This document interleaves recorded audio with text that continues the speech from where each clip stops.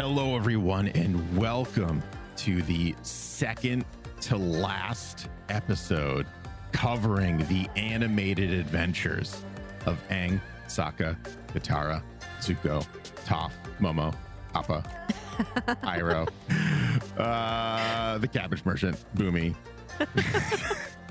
That's right. It is the second to last episode of the Avatar: The Last Airbender animated series finale. We're here. We're here. Oh my gosh, we're here.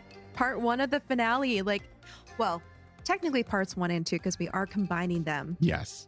But we're still at the end of book 3, which is crazy. I am so glad that I get to cover these 2 episodes, because I was watching parts 3 and 4 today right before recording, and I started getting like a little emotional. So I'm just like, at least I don't have to cry on recording. It's gonna be another Western Air Temple episode for me, where I'm like taking notes and sobbing as I'm watching the episode. Oh man.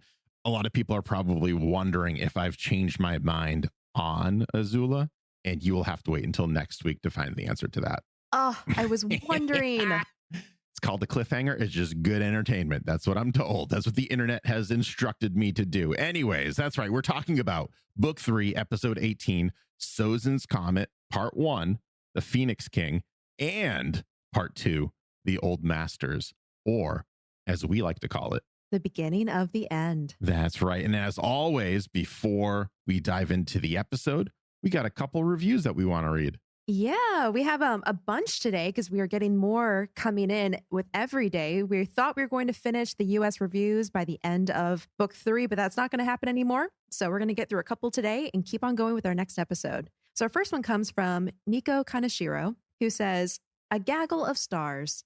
Hi, Greg and Acorn. This podcast is so awesome. You guys made me get an iPhone to write a review." Oh my God, Nico, I'm going to stop right there.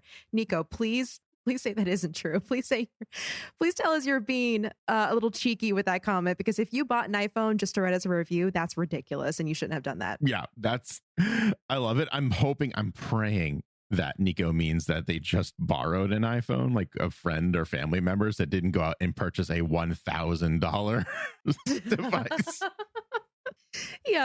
Yep. So one of the two, either you had an iPhone already, you were going to get an iPhone already, or you're borrowing one. Those are both fine.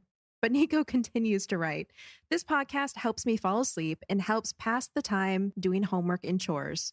Big favor. Could you say hi to Nico and Tracy?" No, what are we here at your beck and... Hi, Nico and Tracy. How are you doing today? Hi, Nico and Tracy. I hope everything is going well. What did you have for breakfast? Oh, that's really good. How's your weekend?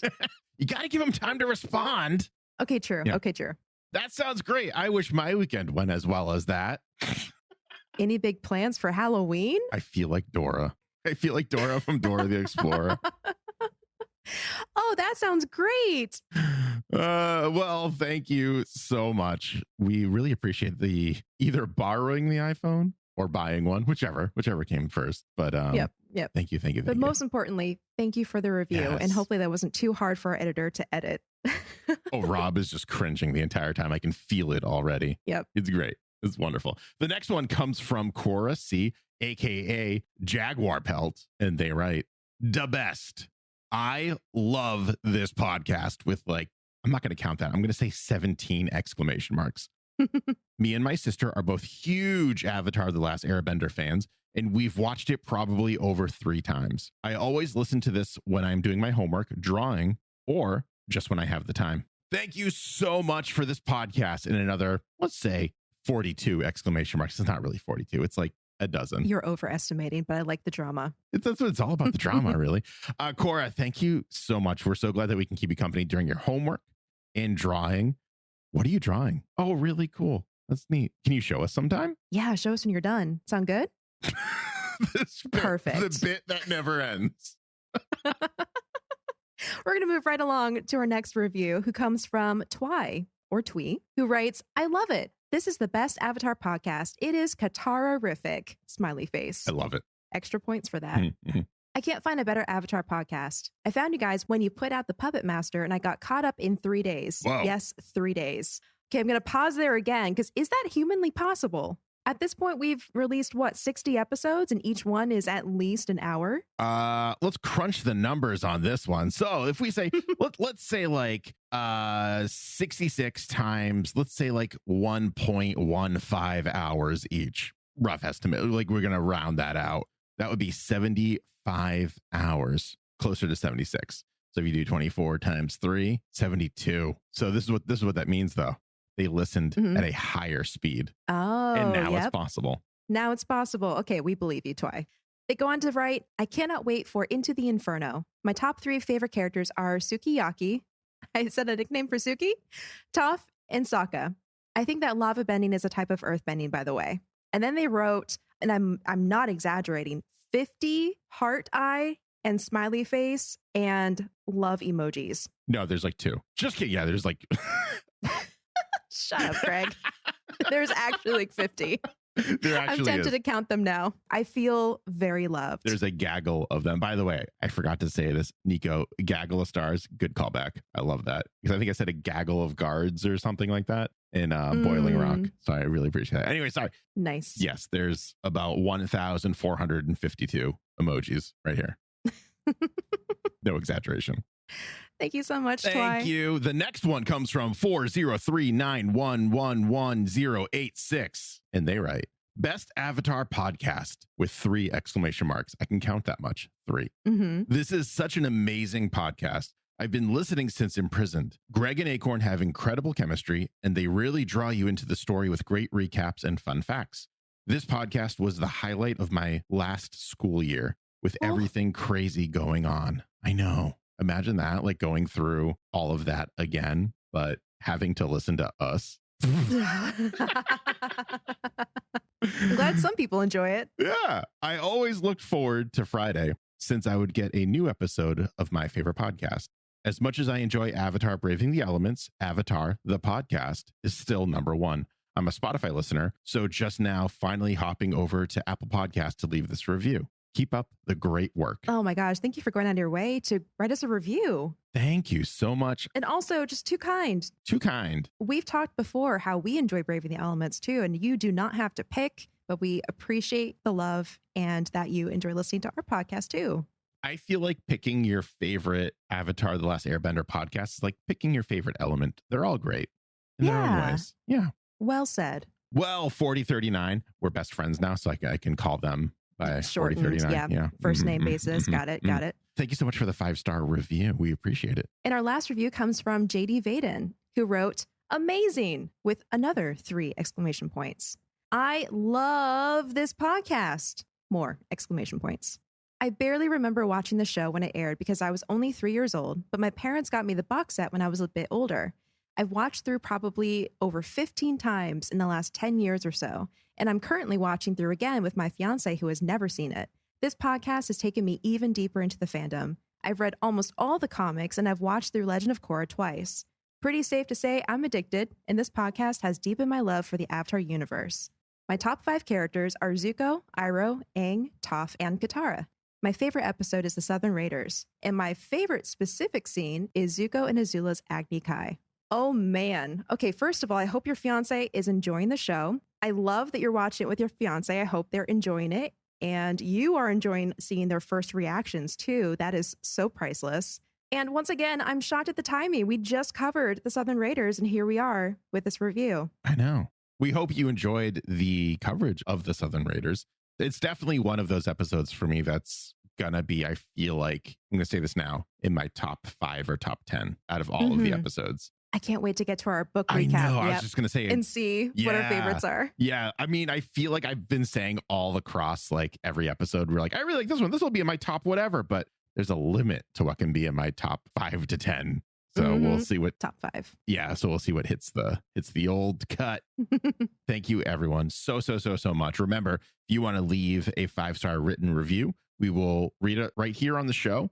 If you want to leave one anyways and you don't want us to read it, which has happened once or twice, it's totally fine. You just want to kind of like get the love out there into the universe. Just say so on the review and we'll just skip it. But know that they are all appreciated and we read each and every one of them. And it just brightens our day so much. All right. I'm like, sorry, I'm mentally preparing myself to dive into the Phoenix King. They're big episodes. Lots to chew. Also, kind of phrasing. Sorry. I am ready to read the summary of the Phoenix King. This episode is written by Michael Dante DiMartino and was directed by Ethan Spalding. This is going to be Ethan's last episode directing for Avatar: The Last Airbender because it's the second to last, well, technically fourth to last episode. So yeah. Well done, Ethan. What a great run. Yes, yes. We join Team Avatar back at Ozai's Ember Island vacation home as Aang practices his firebending in front of Zuko, who remains cross-armed and expressionless. More ferocious, the master barks at his pupil. Imagine striking through your opponent's heart. Aang stops his firebending and tells Zuko that he is trying, but the young prince is not hearing it. He instructs the Avatar to roar like a tiger-dillo, but Aang's tiger-dillo roar sounds more like a lazy slothopotamus. I made that up. I looked up the two most lazy animals and I got a sloth and a hippopotamus. I would love to see that animal. I want to see it so bad. After a bit more yelling from Zuko, Aang roars even louder and powerful flames erupt from the Avatar. Zuko nods approvingly. Katara serves the group some cool watermelon juice and Aang tries to dash towards the treat, but Zuko stops and holds him in place, telling him that the lesson is still not over. Suki basically tells Zuko just to chill out and take a break and take it easy, man. Zuko calls the group a lazy bunch of snail sloths and storms off. Sokka takes a moment to reflect on how the group's behavior has changed and that they have gotten a bit lazy, but he's got just the fix for this laziness. Sokka rips off his shirt and declares, "Beach party!" Sokka would come to that conclusion. Yeah. We're being too lazy. Let's goof off in a less lazy fashion. I also can't help but notice that now that Zuko's been fully accepted into the group, he's settled into the role of stern instructor. And we find out in a little bit that he's coming into the training like this because he feels the pressure of the comet arriving in 3 days. And everyone else hasn't told him that they're actually just going to pass on it and let it go. Yeah, it's kind of interesting to think about that as a decision we didn't see happen. And I'd like to think that there wasn't a verbal conversation about it, that everyone, because they'd been together for so long, they just kind of came to this understanding. And Zuko, being the newest member to the group, hasn't quite gotten into that nonverbal communication yet with the group. So he's left in the dark for sure. Or it was like a conversation between two people, and then those two people shared out with two more people, and then the rest of the group didn't hear. So it's just a classic example of poor communication in a show. I like that better, where it's the game of telephone that you said. Yeah. You just expect everyone to tell the others, and then they don't. And no one tells Zuko. Oh, poor Zuko. The gang have their fun on the beach, making different sand sculptures and splashing around in the ocean. Aang shows off his Appa sand sculpture. Toph then one-ups the Avatar by using sand bending, which she's been working on, to create I'm going to call it a 2-scale replica of Ba Sing Se, which includes Earth King Kue and Bosco. Incredible. I know. Amazing. Sokka works vigorously to finish his sand masterpiece, or sanderpiece. No, I'm not going to say that. Anyways, which is a less than flattering rendition of Suki. It's about at the level of his artistic skills, how they go. You know, we've seen his rendition of Appa, and it looked like a furry cotton ball with sticks sticking out of it. So this is on the same level for Sokka, I'll say. I love how his art skills have just remained consistently bad. Everyone's developed in almost every way except Sokka in his art skills. Yes. Yep. The group laughs, and Suki thinks it's sweet and is not offended by what looks like a melting Jabba the Hutt sand sculpture. Accurate. Mm-hmm. Suddenly, a fire blast comes from beyond the beach. Aang looks up to see Zuko launching fire attacks at the Avatar and destroying all of the beach funtivities. Katara rejoins the group from her ice surfing, and Sokka tells his sister that Zuko's gone crazy and completely destroyed his wonderful, perfect, beautiful sand sculpture of Suki. Oh yeah, and he's also attacking Aang. The group runs off to see the events unfold. I love Sokka's skewed priorities. Yeah. Consistently, again, very consistently Sokka. Yep. Also, I thought it was so heartwarming and just a joy to see the gang acting like regular kids at the start of this episode. They're hanging out. Yeah, they're training, but then they go play on the beach and make sand sculptures and surf. It was just really nice to see them doing something that wasn't focused on their final goal. Yeah, and it kind of brings you back to almost like a book one mentality where things were a little less serious. they could kind of like just relax. Like we know they've grown. We've seen them physically grow as well as mentally and through their skills, but they're still kids. It's only been a year since the events of book 1, to put it in perspective for everyone. So yeah, they're gonna like goof off a little bit. They're gonna kind of like have fun. So I like that. I agree with you. I like that. Back with the Duel of the Fates, Aang leads Zuko to a nearby rooftop and warns Zuko to knock it off or he will blast the prince away. Zuko welcomes the threat. Zuko blasts fire at the Avatar, who then slides into the house below. Aang quickly hides behind a dresser when Zuko breaks the roof with firebending and drops into the room. The prince then takes a fighting stance and looks around. Aang kicks the dresser at Zuko, who quickly destroys it. The Avatar then runs into the hallway and Zuko follows him, bending fire around the Avatar until he has had enough and airbends a strong gust of wind at the prince, who is sent flying out of the house. Everyone approaches Zuko and Katara scolds the firebending master, saying that he could have hurt Aang. Zuko yells at the group all about how they're just kind of lazing around when Sozin's comet is only days away. Everyone just kind of looks blankly at Zuko, which only confuses the prince further. Aang admits that they have a new plan, kind of. They are going to wait until after Sozin's comet comes and then attack. Aang acknowledges that he needs some more time to master firebending, and Toph chimes in that his earthbending isn't groundbreaking either. There's your pun. You're all welcome. Sokka admits that if Aang goes up against the Fire Lord now, he will most definitely lose. Katara finishes the thought by saying that the whole point of fighting Ozai before the comet was to stop the Fire Nation from winning the war. But they already kind of won when they seized control of Ba Sing Se, so things can't possibly get any worse. Yeah. You know, for an entire show that's focused on the importance of training Aang and getting him ready to face the Fire Lord before the comet, their plan of letting the comet pass is actually really pragmatic for a show. It's kind of interesting that they, in this episode, dropped their plan and then are put back on track with the information that Zuko provides. But I liked that. It was kind of realistic. Yeah, I wasn't expecting it, to be honest. Like it was, they were just kind of like, yeah, we're not ready. So why would we do it? We could die. Yeah. Like, well, yeah. Put it that way. Sure. So Katara's like, yeah, we've got a new plan. We're just not going to attack until after the comet because things can't get any worse, Zuko. And Zuko's got news for them. Way to tempt fate, Katara. Yes. So Zuko tells them about the events of the war meeting that he almost missed in the Day of Black Sun. And for anyone who might have forgotten about that, that was the one that Azula purposely didn't tell him about. And just was like, yeah, of course you're invited. You're the prince. Why would you not be invited? But she had a little smirk, the Azula smirk on her face. At least in my memory, she does. He was glad that his father had finally accepted him back, because this was the point. This is everything that he wanted. He wanted to be involved with war and politics and just, be accepted by his father. At this meeting, the generals discussed the rebellions inside the Earth Kingdom and that they must be stopped. General Shainu suggests sending more troops in to combat the rebellion. Ozai looks at his son and notes that Zuko has lived among the people and asks for his expertise on this matter. Zuko explains to the generals and his father that the people of the Earth Kingdom are strong, proud, and capable of enduring anything as long as they have hope. After hearing these words, Ozai twists the train of thought and now believes that he must destroy the Earth Kingdom's hope. Azula suggests burning down the Earth Kingdom, and Ozai agrees. He decides to use the power of the comet to permanently crush the Earth Kingdom, just as his grandfather used its power to wipe out the air nomads. They will rain fire from the war balloons and burn the world to ashes. And from those ashes, a new world will be born with Ozai as the supreme leader. Oh, boy. Yep, that is indeed bad news. Yeah, that's not good. Some news that would have been important to maybe communicate to the greater group rather than just assume.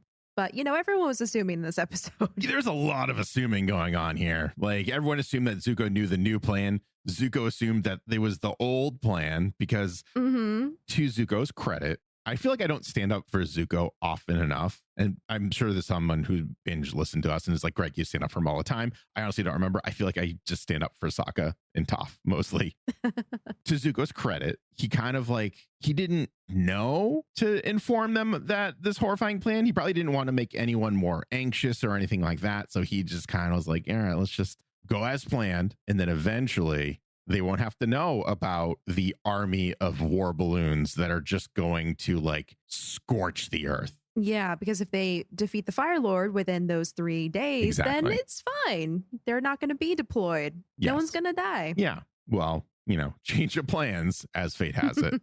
So Zuko admits to his friends that he wanted to speak out against this horrifying plan, but he is ashamed to admit that he did not because he had forgotten who he was. And also, why would he speak out against his father at this point? We all remember what happened to him the last time he did at a war room meeting. So I don't blame him. And that's what's cool about this, the whole history repeating itself. Yeah. Zuko found himself in the same scenario he was in about 3 years ago when he first spoke up. And the fact that he was in that moment again and hearing another plan that he wanted to speak out against, the fact that he chose not to this time because he remembered how badly that turned out and led to his exile and his desperate search for the Avatar. I love that little detail of psychology that when you're in another bad situation, usually you will refrain from reacting the same way that you did the prior time because you learned from it.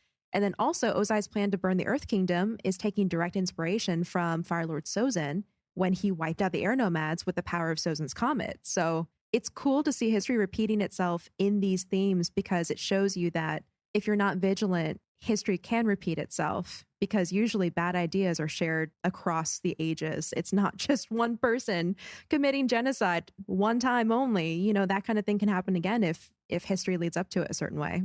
Yeah. Yeah, absolutely. I also really like the imagery of Zuko being off of his true path at this point. Like he kind of deviated and he's just going through the motions. And so he doesn't speak against this horrifying plan when the events that led him to be put on this path in the first place started with him actually speaking out against his plan and his father's plan by accident. So it was really kind of cool to have that like little bit of like extra detail being like, remember, he's still like, he's not this Zuko that has learned the true form of firebending, and he's not blue spirit Zuko. He's the Zuko who his father wants him to be at this point. Mm-hmm. Very the cool. Zuko he was before he turned. Yeah. And joined Team Avatar. Yep. Well, the group is in disbelief of this news and morale is quickly sinking. Aang wonders, this is what we talked about, why Zuko didn't tell him about the evil plan sooner. And Zuko admits that he assumed that everyone was just going to be attacking before the comet, like everyone discussed verbally in front of him, included in the group. Here's a nice pun for everyone. The group reminds an anxious Avatar that he is not alone and that if they all work together, they surely have a shot at taking down the Fire Lord. Air, water, earth, fire, and the two most important elements, fan and sword. Team Avatar is back. I do appreciate that little Star Wars nod with the Star Wars pose. That was really cool. Yeah. And I love the sound effects they used. I feel like in these next 3 or 4 episodes, they use a lot more less traditional, more mechanical sound effects. And it's very funny. Yeah. I feel like the team just wanted to get it out of their system at that point.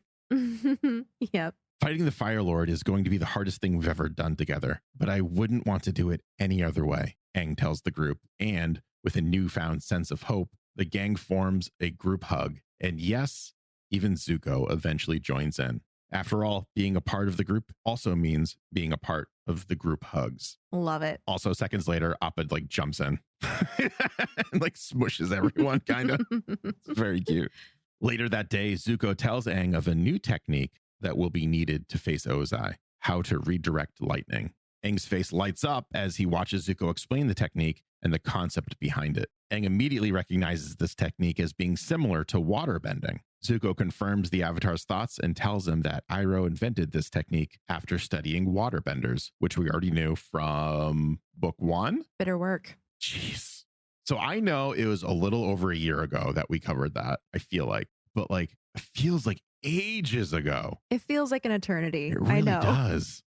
Aang asks Zuko if he's ever redirected lightning before, and Zuko tells his friend of the events directly after the eclipse in the Day of Black Sun. Zuko admits that redirecting his father's lightning was exhilarating, but terrifying. You feel so powerful, holding that much energy in your body, but you know if you make the wrong move, it's over.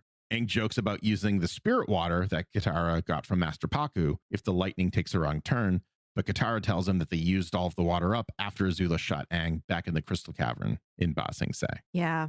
Oh gosh. And I have to I have to call attention to the fact that when we saw that flashback where Zuko redirects lightning in front of Ozai, Yeah. I had this squeeze in my heart, remembering that this technique was originally learned in bitter work from Iroh at one of Zuko's lowest points. He was not able to do it. Mhm. Then he did it in one of his proudest moments, standing up to his father. And now he's sharing that technique, which originated from Iroh, with Aang, the Avatar. Like, it's just a beautiful arc, and I love it. And I love the storytelling in the show. It really is just very, I don't want to say heartwarming, but it did give me like the good feels seeing Zuko go step by step effortlessly through this form that he struggled with so much in the past. So yeah, it's again, seeing that progression to your point, seeing him go through this complete arc. And there's so much foreshadowing going on, not only with Zuko's movements, but also like the mentioning of the spirit water of Master Paku. Like, we haven't talked about Paku in forever. He hasn't shown up. We know now after watching this episode, he's going to be showing up real soon. So they're like, hey, Great point. remember this guy? Remember this thing? Oh yeah. That's a nice little like nod to like keep your wits about you, because although the Aang Avengers are no more because they all got captured essentially, we have more friends returning. Yeah, that's a great point. They do such a good job with continuity and dropping concepts or names or words or places very strategically to keep everything feeling very concise and multi-threaded. Like, even in the flashback in the war room, we saw two people that we've seen in the past. Bujing, who's the general that Zuko originally spoke out against, and then Shinu, who's been promoted from colonel since his last appearance. They're both there again. It's just this rotating cast of characters. And I like how tight that makes the world feel, because you keep running into these people, places, and things. Yeah. It's like, why make up a new character when you have a perfectly good existing character in there? And that only further builds the world out for everyone. Absolutely agree. 100%. Zuko tells Aang that he will need to end the Fire Lord's life before the Fire Lord ends Aang's life. Yeah, I'll do just that, Aang says as he looks away from his friends. I feel like Aang didn't really think the plan through this whole time. He's like, yeah, I just have to defeat the Fire Lord. And he's been using the term defeat probably in his mind and not connecting defeat to killing or ending life. Yeah, almost like in a spar where the person wins when they have the other person disarmed on the ground with your weapon pointed at them. That's when you've defeated someone. Yeah. I think that's kind of what he had in his mind, which is like outmaneuver, outplay, and defeat the Fire Lord, when this whole time the world is expecting him to kill the Fire Lord. And kill is never used in the show. Yeah. Even when they get to the reality of they will have to defeat the Fire Lord by killing him, they still say take his life, which is a nice way of still addressing concepts like that, but in a censored, kid-friendly way. Yeah, kind of like how on the Ninja Turtle cartoons, Leonardo never actually stabs anyone with his swords. He just uses them for defense. Like those little kind of tiny things. Absolutely. As dusk approaches, Team Avatar gathers on some cliffs overlooking the beach. Gather round, Team Avatar. Sokka gives everyone in the group their instructions on the plan to take down the Fire Lord, or in this practice run, the Melon Lord. The Melon Lord. First, Suki and Sokka will draw his fire. Then Katara and Zuko will charge in on the offense. And finally, Aang will swoop in for the finishing blow. Toph asks excitedly, what about her? And Sokka tells her that for now, she will be the Melon Lord's forces. Which is music to Toph's ears. Oh, she loves it. So she gets to chuck flaming rocks at her friends and basically has kind of free reign to make this feel more realistic. And we get that classic, iconic Toph grin. And she's just like, I'm for it. Sign me up. I used that GIF the other day. The Melon Lord GIF with Toph. I saw. So funny. Good. I saw it and I was like, did I like zone that out? And then I was watching this episode. I was like, oh, yes. There it is. There it is. The training seems to be going well, even with Toph only answering to the title of Melon Lord. That is, until Aang swoops in and finds himself unable to take down the melon-headed scarecrow Fire Lord. Sokka walks up to Aang and reminds the Avatar that if this was the real deal, he would have been shot full of lightning right now. I'm sorry, Aang says, but it just didn't feel right. It didn't feel like myself. Sokka takes out his sword and cuts the top off of the Melon Lord's head. There, that's how it's done, Sokka says as Momo rushes in to eat the melony goodness. I like how they, in this intense moment, still made it fun at the end with Momo eating the melon. I was like kind of concerned for Sokka's state of mind for a minute. He didn't just decapitate the Melon Lord. He like took off just the top of his head. And I've only ever seen that in like, I think it was the movie Hannibal or Red Dragon. Yeah, it's a little intense. Oh, like, geez, man. And then Momo comes in and just gobbles it up. And I was like, all right, we're back. We're back, everyone. Yeah. But even speaking to the censorship thing, we cut away to Aang's face as he's doing that. So we don't actually see him using his sword on a melon head. That's great. But that's a great call. Yeah. the violence is still conveyed. And actually, him chopping the melon is kind of a call to how a lot of sound effects for brutal acts of violence are used with melons, because melons sound very juicy and fleshy. So oftentimes, like Foley artists will use those to simulate violence against humans. That's right. I completely forgot about that. Wow. I like that. That's really funny. I also like that we don't see Sokka like cutting the top off either, because it kind of gives the illusion that he's moving faster than the camera can actually get to his actions, which for me, diehard Sokka fan, in case anyone forgot, just like absolute favorite character. There's probably a spoiler in there for the series, top 5 characters, but he's in there. It shows how good of a swordsman he is, that he can just like go so fast that not even the camera, which catches everything, can watch it. Dusk turns to night as Team Avatar is eating their dinner. Katara walks in and tells her friends that she has a surprise for them. And no, it's not that she has a secret thing for Haru. Sorry, Kataru shippers. She didn't have, I don't know if there are any, but They probably are. They probably are. She unravels a scroll that she found and tells the group that it's a picture of Zuko when he was a kid. And look how cute he was. Zuko quickly corrects Katara and tells everyone that it's actually a painting of Ozai as a child. But he looks so sweet and innocent, Suki notes. And Zuko comments about how that sweet little kid grew up to be a monster and the worst father in the history of fathers. Not even in the history of the Fire Nation, the history of fathers. He's probably not wrong. Ozai is kind of crappy. Yeah, absolutely. You know what? That moment felt like a callback to me to the Return to Omashu episode when they were talking about Tom Tom, how they were basically having that conversation around the fire saying, look how cute he is. And then, no, that baby's going to grow up and turn into a Fire Nation soldier and he's going to kill people and be terrible. Yeah. It's that, again, that whole concept of innocence can turn into evil. Yeah. Wow. Well, despite the evil, Aang still recognizes that he's still a human being, and the Avatar can't shake that feeling that there must be another way to end it all, even if he does agree that the world would be a much better place without Ozai in it. Zuko asks Aang for an alternative plan, and Aang brings up a kind of childish plan of making glue so he can glue bend Ozai's arms and legs together so the Fire Lord wouldn't be able to firebend anymore. Yeah, then you can show him his baby pictures and all those happy memories will make him good again, Zuko says sarcastically as Suki and Sokka laugh behind him. Do you really think that'll work? Aang excitedly asks the prince. No, Zuko yells back, which causes Aang to sigh in disappointment. Oh, man. Poor Aang. They did such a good job exploring Aang's psychology in these last couple episodes and just him really grappling with the things that he's been taught and the things that everyone expects him to do. It's very true to his character, I feel, because he is still young. He still is relying on the things that the monks taught him growing up. And so to hear the complete opposite feels like it goes against everything that he's been taught to believe and to do. Yeah. That struggle is very palpable. It absolutely is. Yeah. He's lived his whole life with one mentality, with a set of morals, and now he has to potentially compromise that. And what is he, 13 now? Yeah, about maybe 12 still. Who knows? But probably 13. Yeah. Like he's coming into his own. He's learning that the world isn't as innocent as he thought it was, even after all these adventures, even after everything he's been through.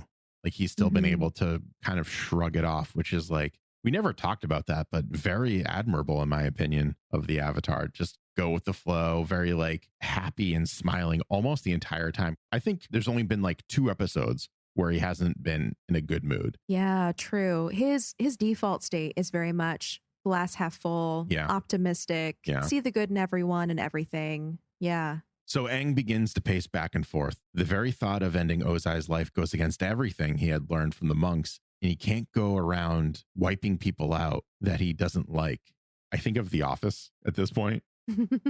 Can't fire him, Michael. We don't have any cause. It's because I don't like him. Yeah. Sokka jokes that since he's the Avatar and it's all in the name of balance, the universe will definitely forgive him. The bad joke causes Aang to erupt in anger as none of his friends seem to understand the position he's in right now. Katara tells her friend that they do understand, but Aang won't hear it. She reminds their friend that they are trying to help, but he is too angry to hear anything at this moment. When you figure out a way for me to beat the Fire Lord without taking his life, I'd love to hear it, Aang tells the group as he walks away. Katara goes to follow Aang, but Zuko stops her and tells the waterbending master that Aang needs time to sort it out by himself. Oh, yep. I have a note in all caps, which doesn't happen super often, but it's in all caps. I think on top of this morality and going against his worldviews and everything that he's known for the past 112 years, 113 years, this train of thought, this sense of morality that the monks instilled upon him is his almost literally last piece of home that he's holding on to. So not only is he, man. not only is he going against his moral code, but by doing so, he gives up any maybe self-proclaimed right to call himself an air nomad. Yeah. And it's heartbreaking. That's heavy. Yeah, right? Man, I think you're right. Aang's had to go through a lot. Yeah. Including coming to terms with the loss of his culture and the people in it. We've seen him accept a lot of things, go through a lot of things, but like this is probably, the straw that breaks the camel's back. It's the thing that the very last thing that can be asked of him that he's not willing to give up because of everything else that he's willingly given up. Yeah. Also, if the air nomads don't kill anyone and he kills someone, he's no longer an air nomad. There goes his entire self-identity right there, because he doesn't identify himself as the Avatar. Like, he runs around literally the entire globe and says, I'm the Avatar. I'm the Avatar. Look at me. I'm the Avatar. But like, he doesn't obviously understand what that means and what that will ask of him. That's a very interesting distinction. And I'm thinking of Korra here because I remember when I watched Korra, she had the opposite perspective. She was first an Avatar and then a Bender. I think Aang is first a Bender and specifically an air nomad and then the Avatar. So he's more an air nomad that just happens to be able to bend all the elements and have this responsibility versus Korra, who uses that as her identity from the beginning. That's so interesting. I'm going to ask this question. I don't want anyone to answer it for me. I'm just going to throw it out there. And when we get to Korra and I don't revisit this, someone yell at me. Nicely, please. But someone yell at me. I wonder if that's because of Tenzin's influence on Korra and who Tenzin is related to. I don't want to say anything else because there are some people that have not seen Korra at all that love Avatar: The Last Airbender and have seen it several times. But I'm just going to leave it there. Mm-hmm. That'll be something good to talk about when we get to Korra. If I remember. Aang returns to his room and meditates while overlooking the calm ocean waters. Momo flies up to his friend and Aang asks if Momo has any idea what he should do. Momo chitters with uncertainty, which causes Aang to sigh. As the candles burn slowly into the night, Aang and Momo fall asleep. But something interesting is shown to us. An island suddenly appears in the water, and Aang's eyes open. He silently gets up and walks towards the island in a daze. Momo chitters behind his friend, but the Avatar seems to not be aware of his surroundings. Aang walks into the water and swims to the island's shores, with Momo following suit.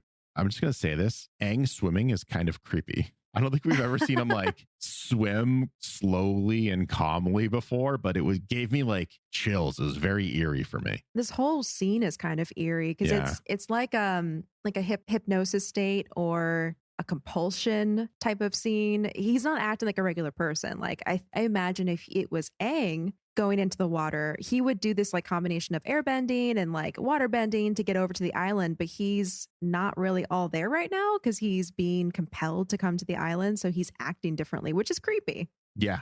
Even when he does airbend very slightly after he leaves the balcony, it's not like the animated airbending that we see him do. It's very like subtle and very quiet as well. So yeah, very weird. Another cool detail about this scene is the chanting that we can hear in the background as Aang's walking to the island, walking down to the beach. It's a Buddhist chant known as Nomo A Mi Tu Fo Shindi, which is chanting we actually first heard when the fire sages assumed their stances in front of the door in the fire temple sanctuary. It was heard again right before Aang stepped into the spirit oasis to fuse with La during the Siege of the North. For some reason, I don't remember those at all. This feels like the first time I'm hearing this chanting. Yeah. But it adds this level of like mysticism to the scene that really fits well. I think without this chanting, it wouldn't feel as impactful as it does. I think without this chanting, the scene would haunt my nightmares because it'd just be quiet and it would be even creepier and I wouldn't be able to handle it. In a different way. Yeah. Very true.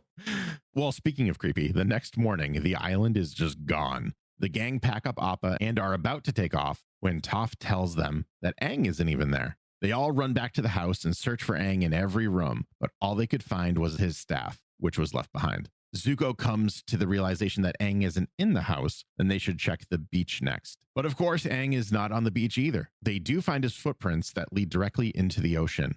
Maybe he was captured, Katara tells the group, but Sokka notes that there aren't any signs of a struggle, so that couldn't be it. I bet he ran away again, Toph adds, but Sokka butts in and tells her that Aang left his glider and Appa behind, so that's not likely. Sokka then adds his own theories to the pile, which is that Aang is clearly on a spirit world journey, except his body isn't here, so that rules out his theory. I like how they go through all of the reasons why Aang wasn't with the group in a row. I was just about to say, this is, again, smart writing because it's showing the characters are intelligent and able to rule out potential scenarios. Yeah, I do also like that if you look at it from a certain point of view, Sokka was kind of the most close to being correct.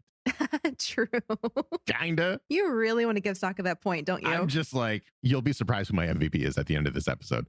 Katara logically states that he must still be on Ember Island and suggests they split up to search for their lost friend. Toph calls dibs on being partnered with Zuko since it's her turn to have a life-changing field trip with the prince. Another example of lampshade hanging where it seems to come out of nowhere. It's like, why would Toph want to go with Zuko? And then she gives the reason. Well, everyone else has had a life-changing field trip with Zuko. It's my turn. Yes. Sokka and Appa check the ocean.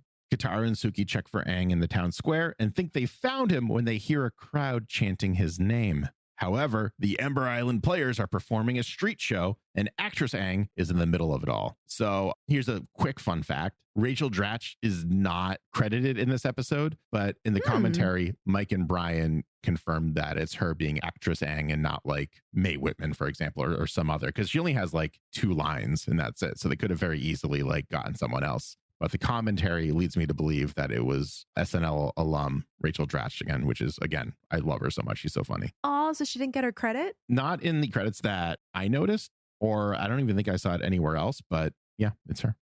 Meanwhile, Toph is telling her life story to Zuko, who tries to redirect focus to the task at hand, finding the Avatar.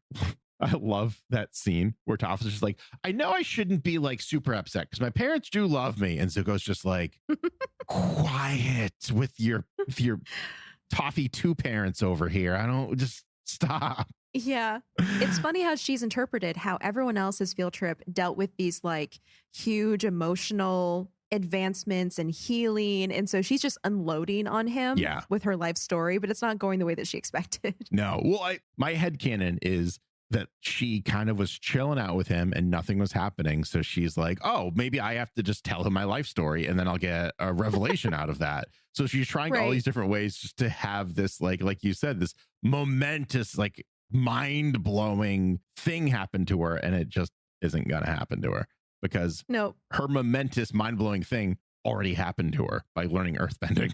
So there's that too. Metal bending. Metal bending as well. Yeah. Well, I was thinking like earthbending from the badger moles. Like that's huge. Like how many earthbenders learn directly from badger moles?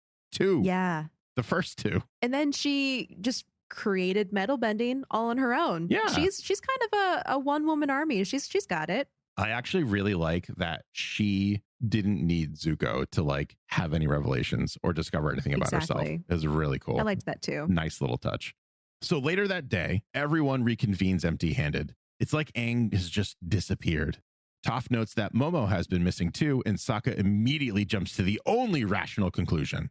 Appa ate Momo. Oh my God. I love this bit so much. Katara tries to convince her brother that Momo is most likely with Aang. That's just what Appa wants you to think, Sokka says as he climbs inside of Appa's mouth looking for the lemur. As Sokka droops out of the air bison's mouth, the group looks to Zuko for next steps.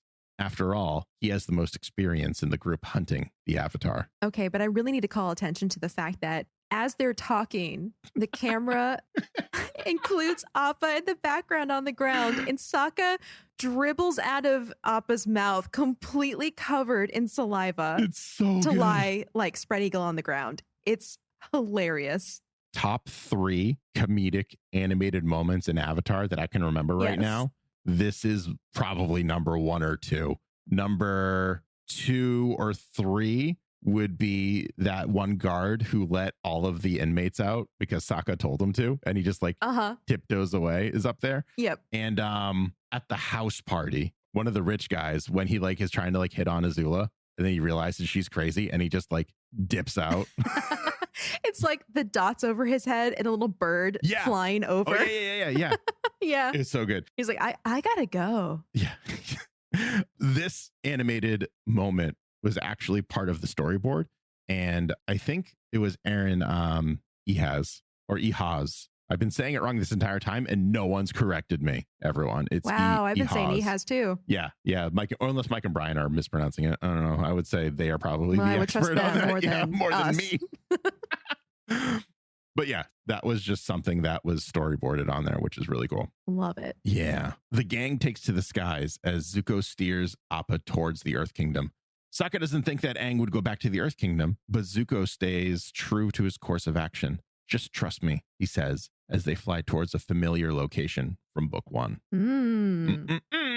Meanwhile, back at the Fire Nation, Fire Lord Ozai is preparing for his departure with a grand ceremony at the Royal Plaza. Azula arrives a bit late and apologizes to her father, stating that the reason for her tardiness are slow palanquin bearers. Fire Lord Ozai informs the princess that there has been a change of plans and orders Azula to stay behind in the Fire Nation. Azula begins to panic, claiming that it's not fair of him to treat her like Zuko. Ozai basically tells her to settle down and explains that she has a much more important job to do now. She must watch over the Fire Nation and tells her that she will be the new Fire Lord. Azula does like the sound of Fire Lord Azula, but she asks her father what will he do. Ozai then declares himself the Phoenix King, the ruler of the world, and departs for the airship base. Way to devalue your role before you hand it off to someone who really wanted it. Yeah. Jeez. Yeah. This old thing, take it. You take it. It's yours. Child's play. Man, but this scene. So we're actually seeing Azula lose her composure for the first time. Mm-hmm. And when Ozai tells her that she's not going to be part of his plan, this is, remember, maybe days after her betrayal by both Ty Lee and May. So she actually panics here. This is her being out of character and showing traits that are not true to her character usually. Her voice kind of breaks. She gets panicky. She demands her father to reconsider. And not only is it a sign of her declining mental health, but whenever a character momentarily breaks away from their normal habits, it's a subconscious cue to the viewer for how serious the situation is. And I love that touch. Yeah, it's fine. So good. It's connected with Azula. It's fine. No, I'm just kidding. It's an absolutely great touch. And then regarding the Phoenix King title, it's very similar in thought and concept to the Dragon Emperor of China. And while we all know what a phoenix is, I just want to give some more detail to the mythology of the phoenix. Because it is a mythical sacred firebird that originated in many ancient mythologies, including Egyptian, Phoenician, Greek, Indian, Persian, Roman, and Chinese, among others. We know it to be depicted probably as we saw it in Harry Potter, where it's this very radiant bird with a tail of gold and red plumage. In some sources, it says it is purple and blue and has a 500 to 1,000-year life cycle, near the end of which it builds itself a nest of myrrh twigs that eventually ignites.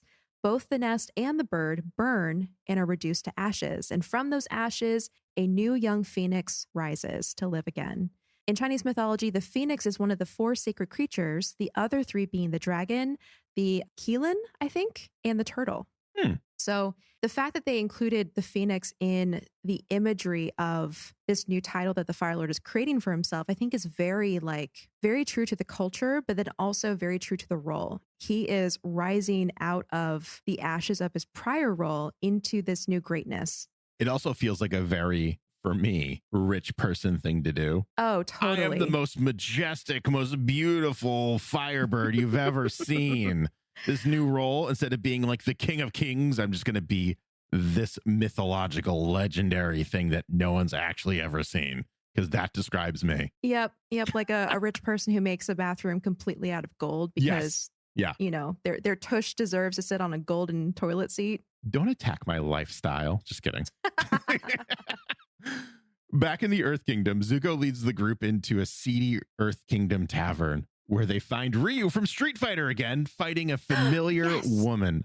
That woman is June, and Sokka remembers her immediately as the woman with the mole. Zuko corrects the warrior and tells the group that she has a Shearshu, which is the only animal that can track Aang's scent anywhere in the world. June effortlessly defeats Ryu again and finishes her drink. I don't know who this June lady is, but I like her, Toph tells the group with a big smile on her face. Oh, Toph would. She would like June. It's so good. I want so much June and Toph's excellent adventure. That's all I want right now. That would be incredible. So funny. Meanwhile, Aang and Momo wake up on the island and look to the horizon. Where are we? Aang asks as the island is revealed to be in the middle of the ocean and nowhere near Ember Island or any other land masses for that matter. Bom, bom, bom, bom. That's my sound of the trumpets at the end of every cliffhanger episode. You're all welcome. Perfect. Wonderful. So that was the end of the Phoenix King. And now we're going to just jump right into the Old Masters, which was written by Aaron E. Hawes and directed by Giancarlo Volpe. Back at the seedy Earth Kingdom Tavern, Zuko approaches June, who remembers him almost immediately. She asks him where his creepy grandfather is and makes a joke about how things appear to have worked out with Katara, his girlfriend. Just couldn't help yourself. Just had to make another Zutara jab. All right, writers. Yeah. Zuko and Katara become flustered and aggressively deny being a couple. Okay. Sheesh, I was only teasing. So what do you want? June hardly looks up from her drink when she asks the question. Zuko asks for her help in finding the Avatar, and June continues to sip her drink and notes that this doesn't sound like a fun request. Zuko gets in June's face and aggressively asks if the end of the world sounds like fun to her. I love the fact that she calls Iroh creepy here. Yeah. Because he absolutely was. He was. Yeah. And something I didn't mention in our last episode, the Ember Island Players, is that was the team's chance to poke fun at themselves before anyone else did. So they made fun of all the things that we pointed out. Things like they were pressured to cast a woman as the voice of Aang. They were going to make Toph a big buff dude. So they were able to kind of poke fun at themselves. And I think that they kind of continued to do this in this episode where they pointed out the fact that, Iroh was being creepy. And yes, June noticed. And yes, she's making a comment about it. Yeah. The continuity really continues and reminds you why this world is so amazing. Like, not only are they trying to make you said, make up for past mistakes, like little jokes that they thought were great at the time, but then upon reflection, we're like, maybe Iroh pretending to be knocked out so he can be underneath June isn't the best thing in the world. Who is actually knocked out, by the way. Yeah. But I know I kind of glossed over this, but I do really like that they brought back Ryu. I know. For no reason. I got so excited when I saw him. It's like, oh, he must be a local. This is where he goes, often. He and June must have this ongoing rivalry, and they have tally marks somewhere for who wins what fight. Oh man, it's just it's good. It's just good fun. Just so everyone knows, I know that June and Ryu didn't actually fight in the beginning of, I think it was Bado of the Water Tribe is where we last saw her, but they were arm wrestling and she still won. So this is just kind of it feels like just a progression into that, which is cool. Yeah. Also, she recognized Katara, which was very interesting. Because I honestly forgot that she actually saw Katara. And so I rewatched the episode just to be like, did you actually see her? And she did right at the end. Nice detail. So it was really cool. Outside, Appa and Nyla growl at each other, which ends with Appa licking Nyla's face and the two becoming friends. June walks out of the tavern in front of the gang and throws a stake at Nyla. She shows the Shearshu affection, and after an accidental tongue lashing from Nyla, June weighs over Katara, who presents Aang's staff, which has his scent all over it. Nyla takes a moment to sniff the staff and walks around in circles until eventually laying down on the ground and covers their nose. June tells the group that this means that the Avatar is gone, meaning he doesn't exist. So that's kind of a big moment, right? To say, well, Aang doesn't exist because Nyla can't find his scent. Well, apparently that was explained in the book Sozin's Comet, The Final Battle, which was written by David Bergantino. I don't know if it's officially considered canon, but I really liked this explanation that he gave in the book, which is Nyla was unable to follow Aang's scent while he was on the lion turtle because the lion turtle had traveled extensively throughout the world. Because of this, the lion turtle accumulated countless smells, which made it impossible for the Shearshu to differentiate between distinct scents, including Aang. So he was effectively masked in an olfactory sense. Huh. I just kind of thought that, like, I mean, after we learn about the lion turtle, that it was just part of the lion turtle, like in power or whatever. Or kind of like the distance with the water between them. Like Nyla can't track through an ocean. That was my original thought when I was watching this in the beginning. But I kind of like the idea of this ancient creature having absorbed so much of the world scent-wise that it just confused Nyla. Also, back in Bato of the Water Tribe, June says that Nyla can sniff out a rat from a continent away. So, like, ooh, that's a good point. There is also a limitation in terms of continuity to how far Nyla can smell. I'll say this. I've been like holding this in. I was going to say it a little later, but I can't hold this in any longer. Let's hear it. June is super nice to Nyla. She was super mean in Bato of the Water Tribe to Nyla. She was whipping the Shearshu. She called Nyla an it on several occasions. I got this like almost like animal abuse kind of vibe off of it, as much as you can get in Nickelodeon.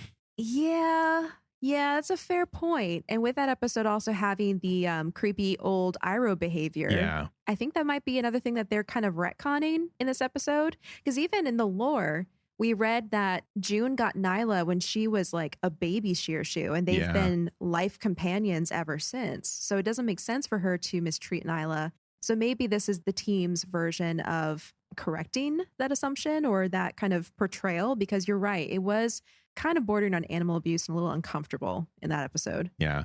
My wild and crazy headcanon is that after the events of Bato of the Water Tribe, June kind of like realized just how fragile Nyla actually is and kind of like changed how she treats her friend. That's just kind of how I deal with it. Or they had an adventure that like put both their lives at risk and Nyla saved the day or something like that. That's kind of where my head went at, because we haven't seen them for a year. So, and a lot can happen for a bounty hunter, especially a very dangerous line of work in a year. Yeah, that would give her some character growth, which I'm a fan of. Yeah.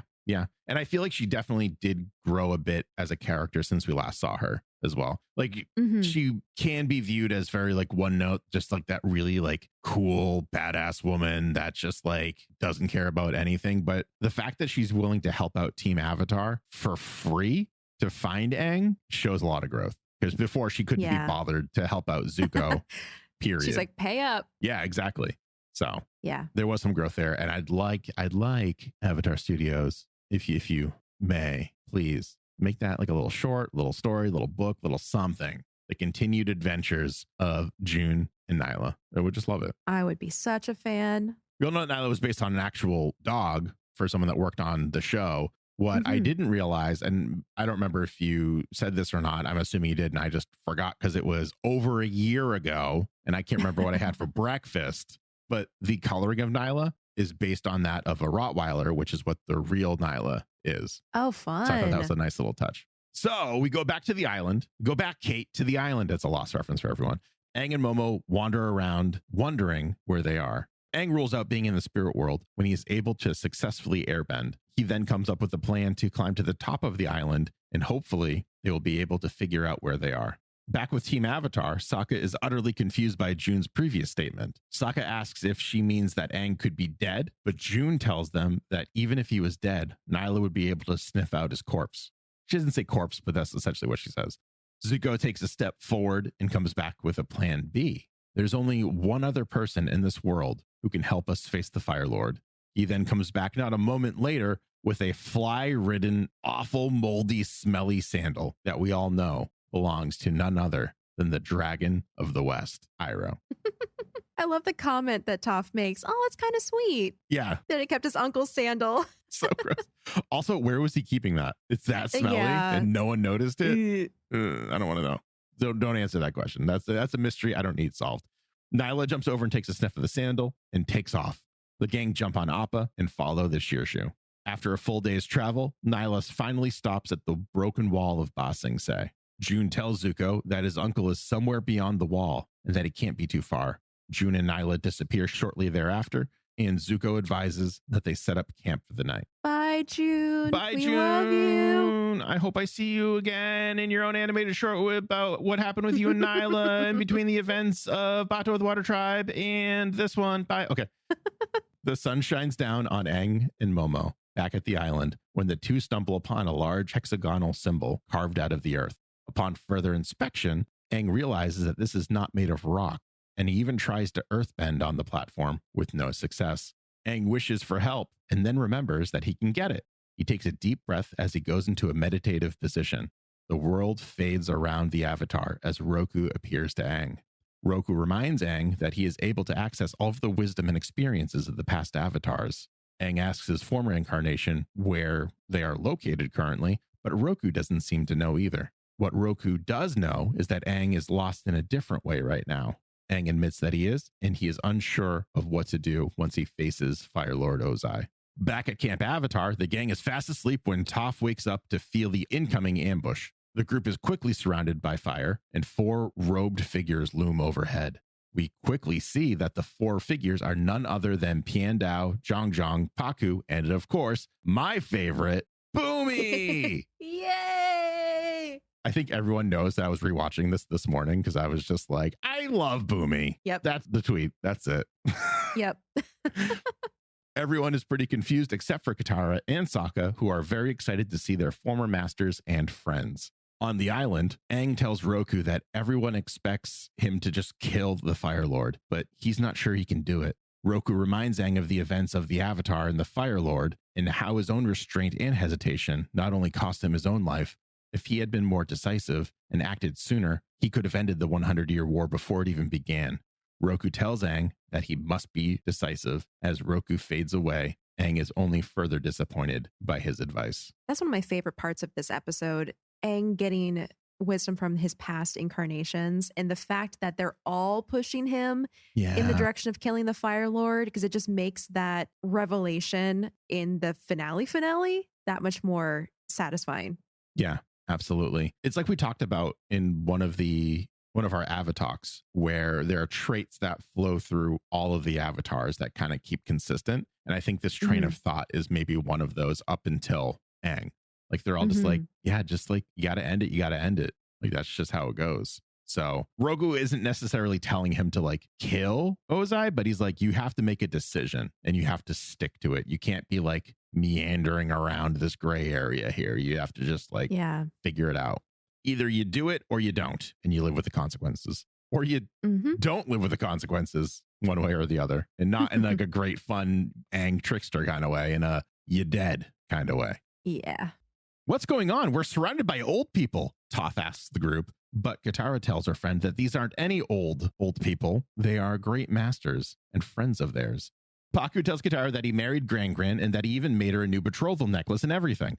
Katara and Sokka are excited by this news, and Sokka dubs Paku Gramp or Grand Paku. Paku is not amused. Zuko walks up to Zhang, and Katara introduces him as Aang's first firebending teacher. Sokka approaches Piandao and bows in respect to his master, who is happy to see his student. Suki is confused, however, and asks how they all know each other. All old people know each other. Don't you know that? Boomy snorts as he laughs at his own joke. Piandao tells the group that they are all part of a secret society that transcends the division of the 4 nations. Zuko immediately recognizes this to be the Order of the White Lotus, and Boomy confirms this statement. The group learns that the White Lotus has always been about philosophy and beauty and truth. And about a month ago, a call went out that they were needed for something important. That call came from a Grand Lotus, Iroh of the Fire Nation. Piandao tells Zuko and the gang that they will take them to Iroh. I've been waiting to talk about the White Lotus for so long. I know. So before we go any further, let's jump into some information about them. So they just shared here that they are a very ancient order, and their whole existence is based on protecting and cultivating and holding to these old tenets. Well, obviously they derive their name from the White Lotus tile that we've seen a couple times throughout the show, which is used in Pai Sho, and is also a key element in their strategy. Membership is communicated through the game itself, like we saw in the tavern when Iroh put the tiles in a certain manner, forming a lotus bud. The White Lotus is kind of based on the Freemasons, or at least mimics that of the Freemasons, which is another allegedly ancient secret society that has a lot of secrets, whose members have many cultures and their views stretch all over the world. In Hinduism, the white lotus flower symbolizes beauty and non-attachment, and beauty is one of the virtues of the Order of the White Lotus, and the society is not attached to any government or religion. The thread of beauty also extends to the lotus itself because the lotus blooms in algae-filled ponds. And so this represents great wisdom and team effort rising up despite the somber situation in the world. And finally, the organization's initials spell out owl, OWL, which is an animal that is often associated with wisdom in Western culture. Also, who's an owl that we met? Also, which is an owl that we met, which is the keeper of knowledge. Yes. Yes. So cool. Small note, it is interesting that Paku says Iroh is a Grand Lotus, not the Grand Lotus, which makes me think that there are other Grand Lotuses.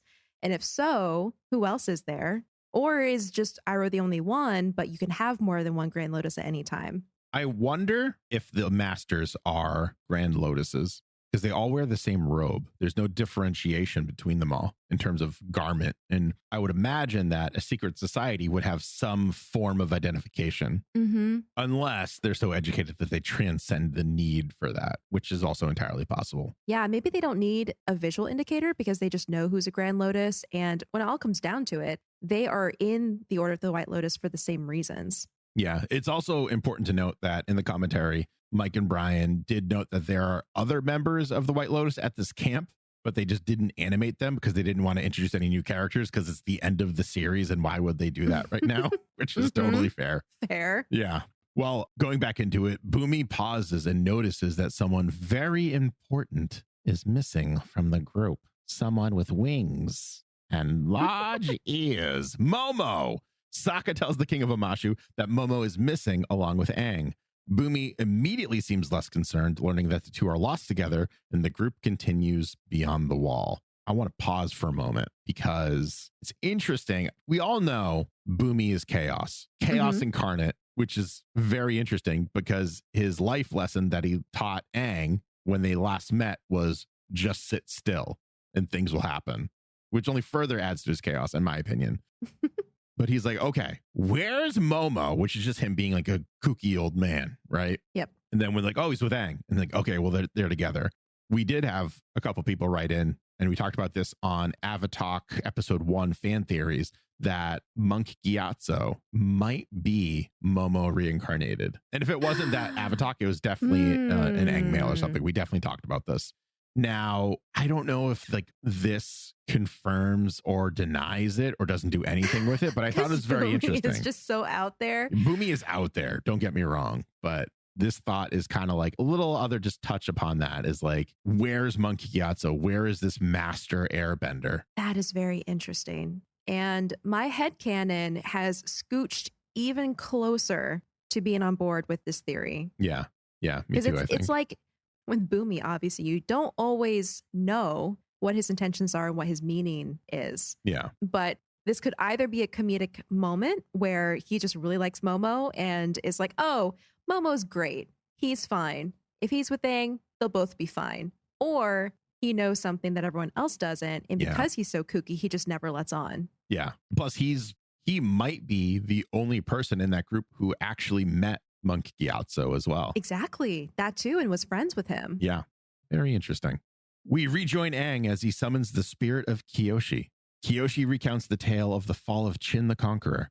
Chin threatened the balance of the world, and Kyoshi, as we all remember, stopped him. For Aang, there is a difference between killing someone and someone dying as a result of one's actions, but Kyoshi does not share this sentiment. Kyoshi offers this wisdom to Aang: only justice will bring peace.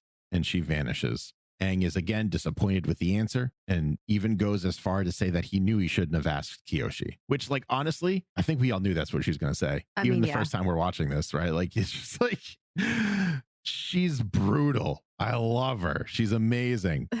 The fandom has made so many great new memes about Kyoshi and just how, you know, she'll get the job done. She's, you know, no nonsense. Yep. And, someone needs to die, then all right, so be it. Yeah. If you have an avatar knocking on your door, you don't want it to be Kyoshi. There you go. Just say that.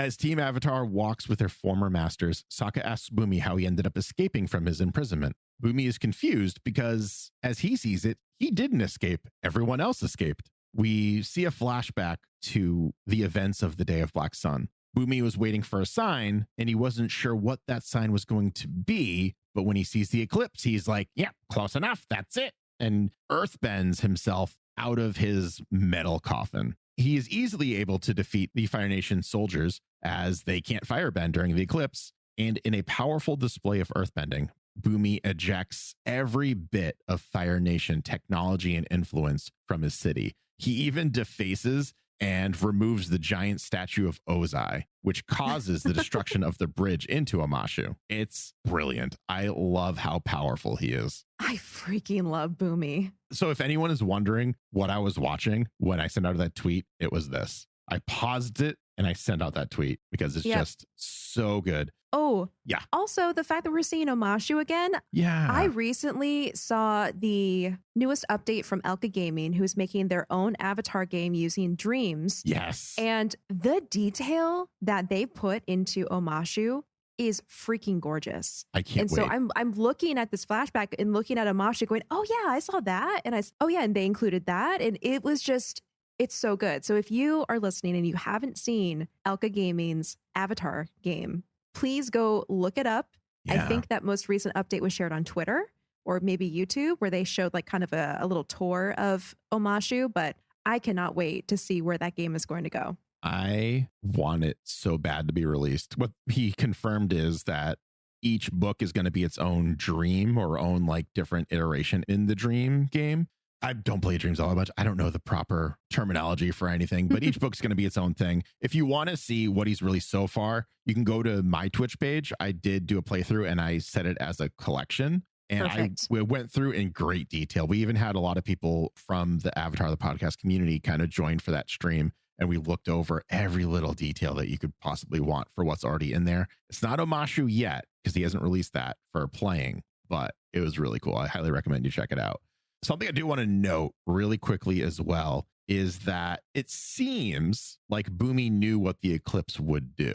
That's why he waited for that. And the way he's so chaotic and crazy, like he's like, oh yeah, I just saw it. And I just thought I can't talk about Bumi without talking as Bumi. And it's a problem. And I'm so very sorry to everyone. I enjoy it. I'm so sorry. But the DVD commentary confirmed from Mike and Brian that Bumi had no idea that the eclipse would cause all the firebenders to lose their firebending abilities. It was just a happy accident. Oh my God. So he looked up and he's like, the sun's black. That seems like a sign. Yeah. And then he pops down. The soldiers are like, that's the sound of no firebending happening. By the way, everyone, you're all welcome. And he's like, oh, well, I could do this now. And just like ejects everyone immediately. That also only further strengthens my belief that not everyone in the Fire Nation army knew that they would lose their bending abilities. We talked about that during the Day of Black Sun very briefly. And we were like, well, maybe not. Like, I think we came to the conclusion that they probably did, but they still had to stand guard.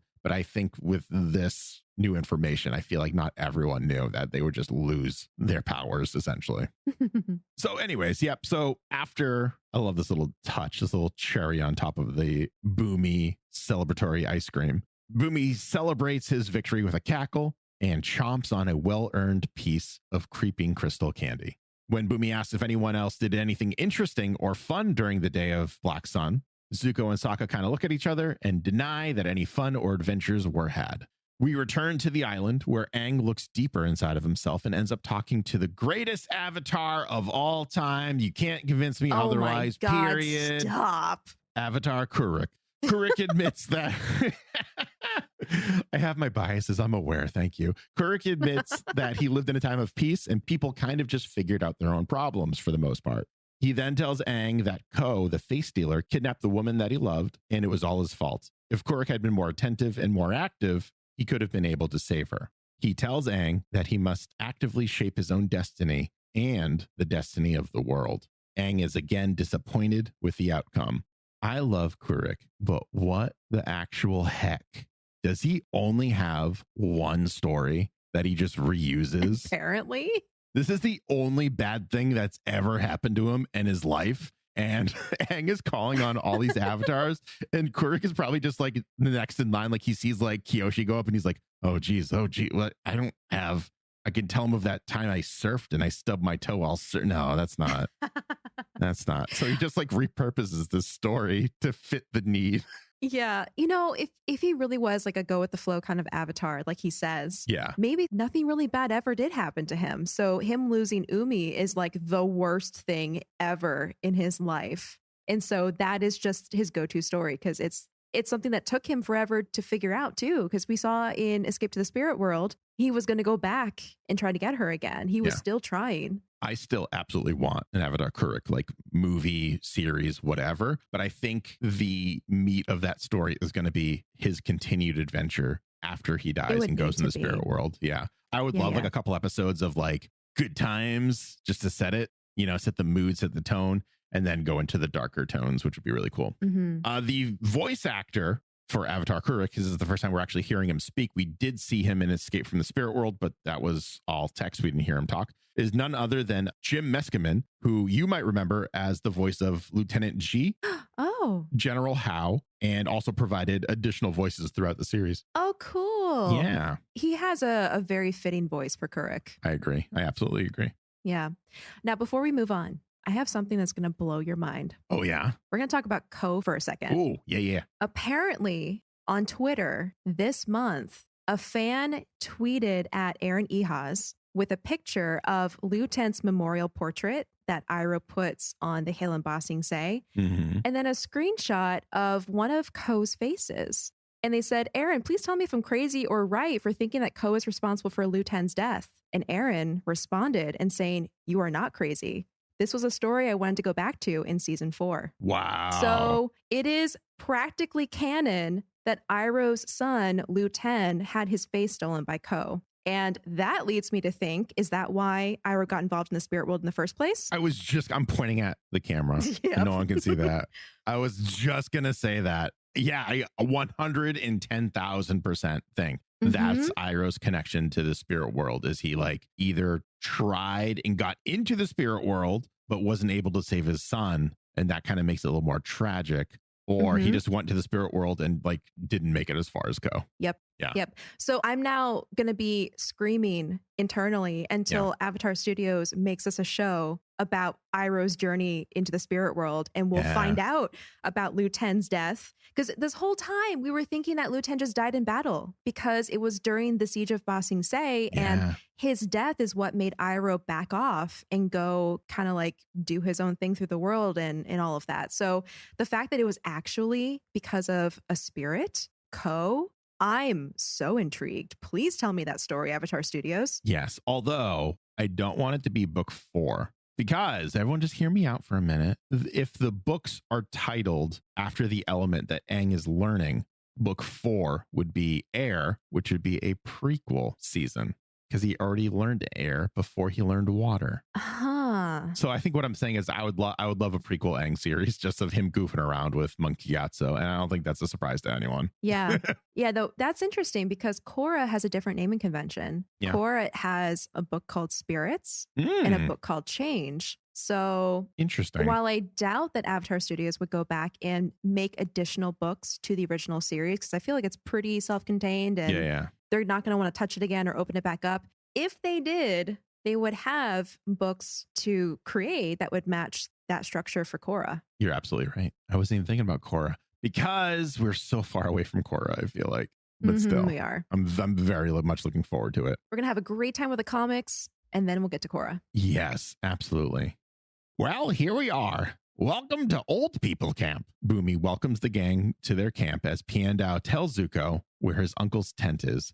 Zuko hesitates for a moment and then walks up to his uncle's door and stops with the shame of his actions still looming over him. Zuko sits down on the grass and Katara walks up to see if he's okay. Zuko is worried that his uncle hates him after his betrayal and he can't bring himself to face Iroh. Katara asks if Zuko is sorry for what he did in that way that a mother knowingly asks her own child that same question. And Zuko has never been more sorry for anything in his entire life.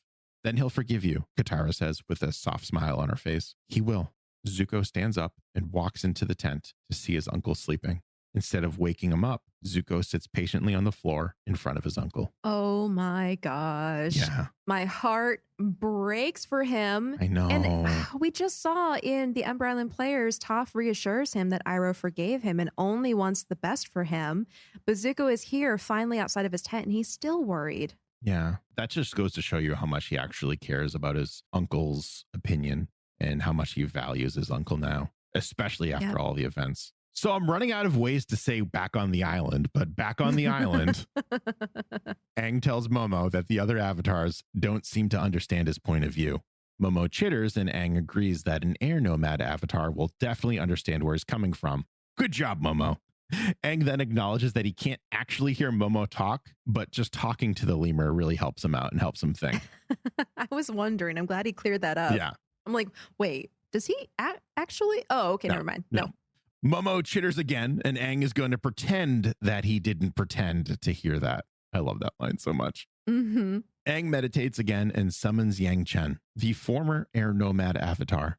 Aang goes over his teachings as an air nomad in that all life is sacred, even the life of the tiniest spider fly caught in its own web, and Yang Chen agrees. Aang smiles with the acceptance of this train of thought and humble brags that he's even a vegetarian and he's always tried to solve his problems by being quick and clever. For me, this moment felt a lot like a fan meeting like a celebrity and being like, and I do this and I do that and I do this and I do that. And aren't I the best? See, I'm a good air nomad. Yeah, I know my exactly. lessons. I'm living that life. He's looking for validation. Totally. Absolutely. He's only used violence when necessary, and he's never taken a life before, which I feel like I disagree with, but I'm not going to disagree with this officially. But I feel like there's no way that after all of the bending that he's done, that no one died. He seems to forget that one time he shot a buzzard wasp out of the sky out of, That's true.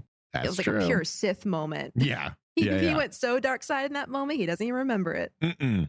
Yang Chen tells the young airbender that this is about more than just his way of life and the teachings of the monks.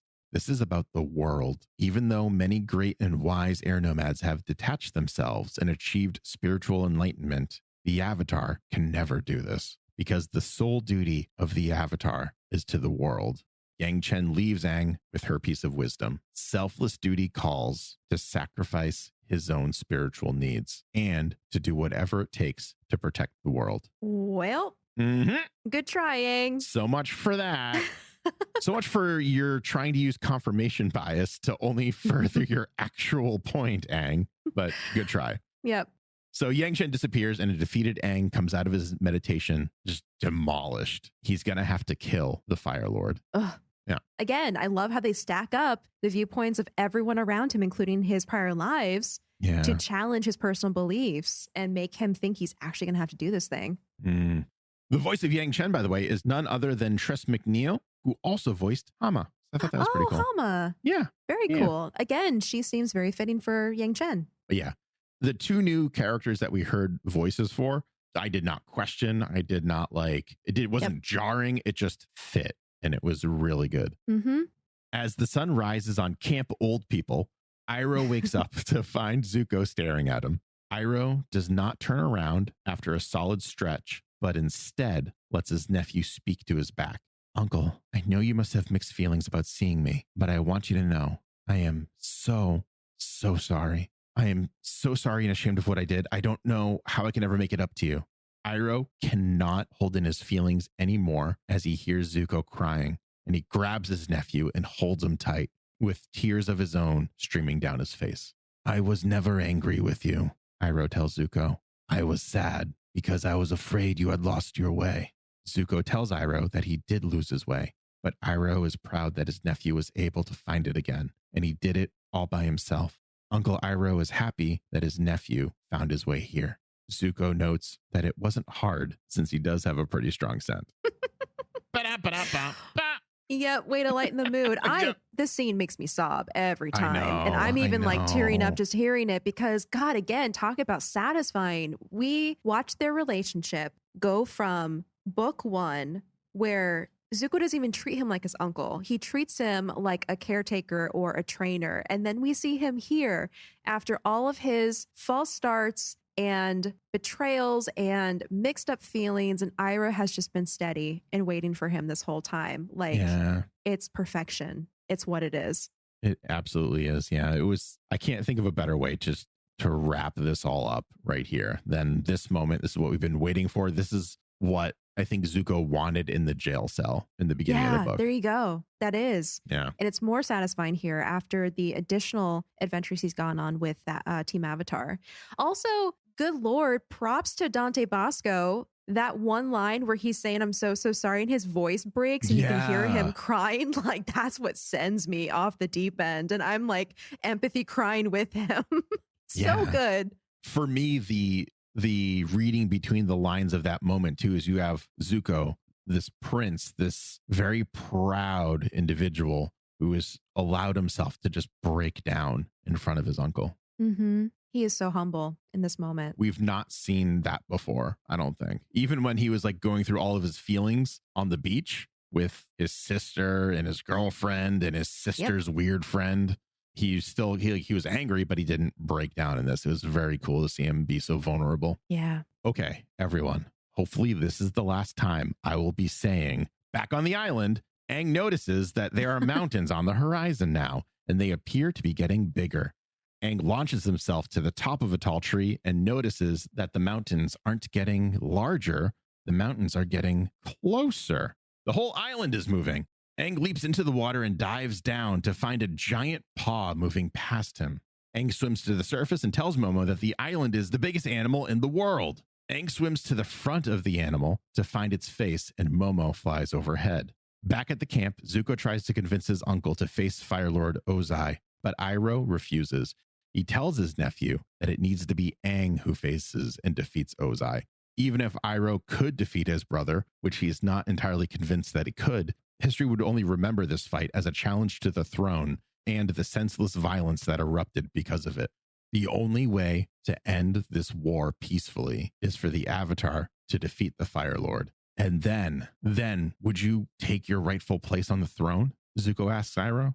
Iroh rejects the notion and tells Zuko that someone new must take the throne.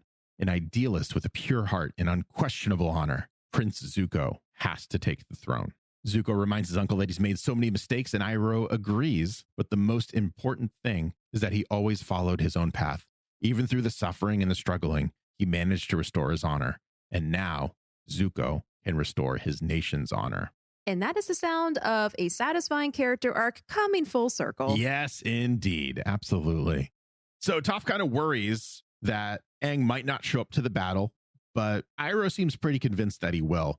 Iroh then tells the group of a vision he had as a child where he saw himself taking the city of Ba Sing Se. But now with all the events that have kind of happened over the past year, he realizes that the events he saw were him taking the city of Ba Sing Se back from the Fire Nation so that the Earth Kingdom can be free again. I love that detail. Yeah. Like, he had that vision as a child, as a boy, and it was misunderstood up until this moment late in his life. That's so cool. Yes. And it's like, it's also this interpretation that he's always had through his life experiences. And now that he's almost at the tail end of his life, like he realizes that he was looking at it through the wrong lens, which I also like that. Yeah. And this is why he gathered the rest of the Order of the White Lotus. The Dragon of the West then tells Zuko that he must return to the Fire Nation immediately so that when Ozai falls, he can assume the throne and then restore peace, freedom, justice, and security to his new empire. Sorry, I couldn't. Every time they say peace and justice or whatever it was, I just like think of Star Wars and I zone out for 30 seconds. I'm like, oh, geez, I got to stop and go back. Yep. But seriously, Zuko needs to go home and restore honor to his nation as the new Fire Lord. Azula will be waiting for him, but Zuko tells his uncle that he can handle his sister. Iroh's not so confident and does tell Zuko that he needs help. So Zuko asks Katara if she would like to join him and fight Azula, and Katara agrees. I feel like Katara would love nothing more than to fight Azula again in this moment. Yeah, like Suki on Boiling Rock, I think Katara has been waiting for this rematch. Yes, absolutely. Sokka asks the great general what the rest of them need to do, and Iroh just kind of throws the question back at Sokka and asks what he thinks he should do. Sokka comes to the conclusion that they need to do everything they can to stop the airship fleet. Toph smiles and adds that when Aang does face the Fire Lord, they'll all be right there if he needs them. Piandao gives Sokka, Suki, and Toph a giant eel hound and directions to the airship base where they can intercept the fleet within a day's journey. Sokka thanks his master and gives Piandao a big old hug. This is so wholesome. I know. Oh my God. I know. Little detail that I love. Bryke loved Jae-woo Kim's eelhound design so much that they were bummed they couldn't have shown the creature more in the series. Yeah. And apparently Jae-woo Kim has been like so consistent with his designs. And most of the hybrid animals were done by him. They would come to him with a concept and be like, can you make this? And then he'd come back with this like incredible, frightening design or super cool design. So because they loved the design so much, I wanted to highlight that. Yeah. I know this breaches into your episode for next week, but I do want to say this. The animation of the eelhound swimming is so good. I was watching that. I want that to be like a screensaver. I just watch it swim forever. It was so cool. Zuko asks his uncle what he will be doing after the battle, and Iroh says that he will reconquer his tea shop and play Pai Sho every day. Okay. See? Avatar Studios, it's right there. You set it up for us. Uncle Iroh's tea adventures is meant to happen. Please make us that show. Also, everyone should be extremely happy that I did not write any part of Avatar or was a showrunner, because with this line, I would have killed off Iroh in the battle. 100%. I would have 100% do it. I would have let him have this big dream and it's nice and peaceful and everything. And I would have, he would have been gone. So that's just me. Goodbye, everyone. Today, destiny is our friend. I know it, Iroh says as everyone heads towards their destiny. I'm not going to say it, but Aang finally reaches the front of the giant animal and dives underwater to find a giant eye staring back at him. Oh, back on the island, you mean? We're back on the island. This episode cut so many times. I was just like, come on. I was crying typing. I was like, my fingers, they hurt so much. Island camp. Oh, Island geez, camp. So much. The giant creature surfaces, and the force of this causes Aang to be pulled out of the ocean. When the water has settled, Aang finds himself standing on the paw of a lion turtle and staring it right in the eyes. The lion turtle is the island. Aang bows in respect and asks the giant creature its advice on taking Ozai's life.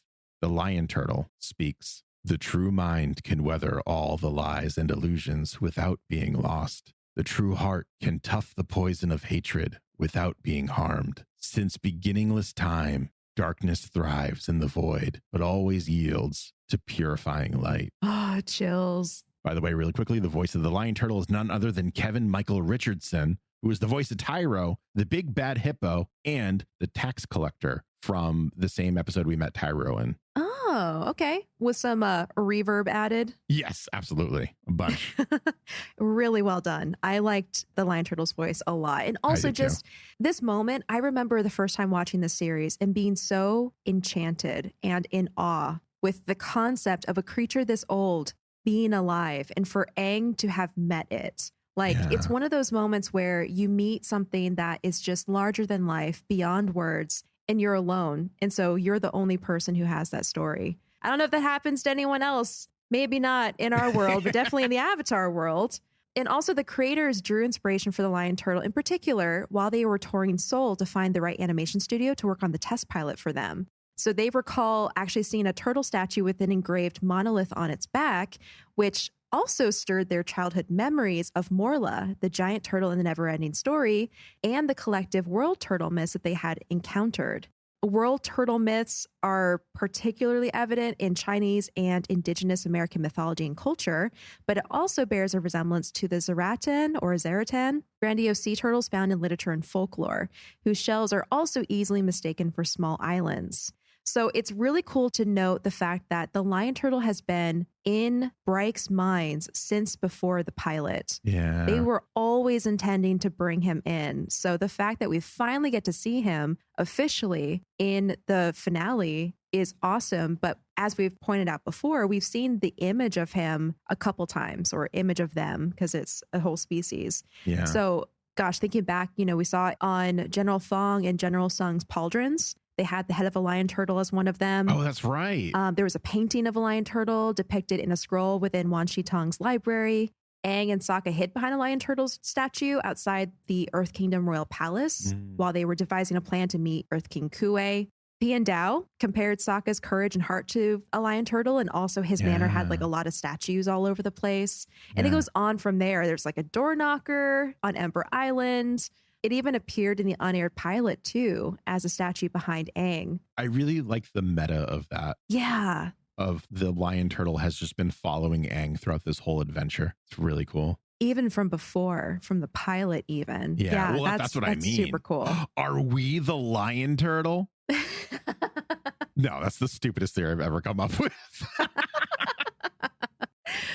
No, but really, I love that he's been there the whole time, kind of like us as the audience. You know, we've been there since the beginning too. Yeah. Watching the journey. Very much in the same vein, I really enjoy the lion turtle showing up because it gives this like mythological presence that was needed for this series.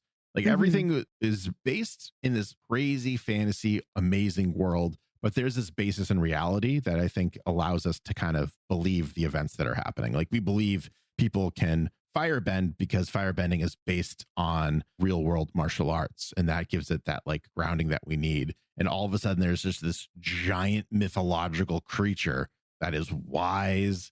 We'll learn in a moment has special abilities. Like it's unbelievable. And of course he presents himself to Aang. I don't know if any other avatars have had this kind of encounter with such a amazing, unbelievable creature. But I think that this was Aang's destiny, and it led him to this being who gives him what he needs to continue. And it's just like, it really is just when you add that extra pinch of salt and it just makes the dish complete. I'm hungry again. Exactly. I'm sorry, everyone. You're right, though. It does hit differently. And to kind of like build off of what you were saying about, we've established this world with rules and realities of bending and culture and lifestyle. We were kind of missing this ancient element aside from the avatar spirit, which is the only symbol or the only reference to there being an ancient history with potentially creatures that are powerful like the avatar. Like this is kind of the confirmation of it. Yeah. And we'll see this taken to the next step in Korra, because I do remember that. We see the lion turtle again and learn a little bit more. Yeah. I can't wait. Okay. So the lion turtle gives his amazingly deep speech and then deep in two ways. Yeah. Amazing. Aang. The giant animal then places its claws on Aang. It's like the same hand, one claw on Aang's forehead and the other on his chest, and a bright green light envelops the avatar. The lion turtle gently places Aang on a small cliff and leaves him with these final words. Wait for him. He will come. Aang bows to the lion turtle as the mythical creature swims away. Aang is now ready for his fight. Oh my gosh. So a couple times throughout that sequence, we see the lion turtle's face, right? Yes. Cool detail. They actually had a mega high level of detail in the lion turtle's design when they first came up with him early in production of the whole series. Obviously, as they've mentioned a couple times, and we've talked about, their designs have to get simplified to work in final animation. So the detail they intended for the lion turtle did sort of come through, but it wasn't as much as they wanted it to be. However, it is the only creature and character to be painted as opposed to drawn as a cartoon. So those shots of like the lion turtle's face, you'll notice it pans up and down because it's an illustration, not animation. Yeah. Mike and Brian did mention in the commentary that they weren't super thrilled. This is the only time I've listened to so much of their commentary and I still can't really tell them apart. I'm sorry, but they did mention that this is one of the few times that they were not thrilled with how it came out. They had so many different versions and like this was the best one, but they weren't like happy with it necessarily. And that's something that happens in animation. Like you have an idea, whether it's super complex or super easy, and sometimes it just doesn't work. This was one of those things that they needed in the show. They couldn't cut it, so they took their best cut. And I think it looked different, but I think that's the point for me, is how I kind of read it, is like this creature, we can almost not comprehend it in the same space as the Avatar world. Like it's so different, so out there. It's almost like You know how you have those like tropes of like an alien coming down and being like, you can't comprehend what I like. Exactly. What I see is it just my interpretation was that. So it's from a world apart. So it makes sense for it to look a little different. Exactly. But if you're listening and you are curious to know what the lion turtle was supposed to look like, if you just Google lion turtle concept art, you'll see a couple sketches and it's gorgeous. Yeah. Highly detailed and rendered. It's time for the world to end in fire and for a new world to be born from the ashes, Ozai says as Sozin's comet enters the atmosphere, burning the once peaceful skies of their blue hue and leaving them orange. To be continued. Oh, man. Mm-hmm. I'm so glad that we broke up the finale into 2 parts. Part 1 and 2, and then 3 and 4, because that felt very cohesive. Yeah. Those 2 parts side by side. Yes. I forgot to mention this, and I forgot to make a note because I'm me. I did want to note something in the flashback scene with Ozai, Zuko, and Azula and the generals. Did you notice how Ozai was talking to Azula? Mm-hmm. It was like very soft and very different from how he usually talks. Like, I thought Mark Hamill was doing a bad job. I was like, he forgot Ozai's voice. And then he continues it in here. So I think we just saw favoritism from Ozai firsthand in front of Zuko. I think you're right. And it was wild. I've been wanting to talk to you about that all week. And then I almost forgot to bring it up. No, I think you're right. And we're going to see that kind of carried to the next stage in the next couple episodes because Azula has basically fallen out of favor with Ozai because she lied to him and she deceived him. And so he's not very happy with her. And we see it first when she's asking what the plan is for them going to the Earth Kingdom. So yes, I think that was an intentional performance. And with it being Mark Hamill, I'm not surprised. That was probably a decision that was made with him and Andrea. But yeah, we knew Ozai had favoritism towards Azula, but that really kind of confirmed it for me. Yeah, absolutely. Absolutely. Okay. So now that we've summarized the episode, we're here. And much like everyone listening, I need to know, who is your MVP of all of what just happened? I'm thinking back going, how can I even choose? So much has happened. Everyone basically was on stage in some form or fashion. You know, I think I have to give it to Aang, actually. Yeah. Yeah, because he goes on his own journey in these 2 episodes, but his journey is based on his resolute hope that he can find another way to achieve his goal, to honor his responsibilities, but then also still honor his morals and the things that he grew up learning. So like the fact that he had multiple arguments, multiple conversations, and didn't back down every single time, even up to the point where he's on the lion turtle talking to his previous lives who are all saying the same thing. And he's still like, I don't want to do this. I need to find another way. Yeah. That shows strength of character for him in a way that we haven't seen to date. And I think that earns him MVP.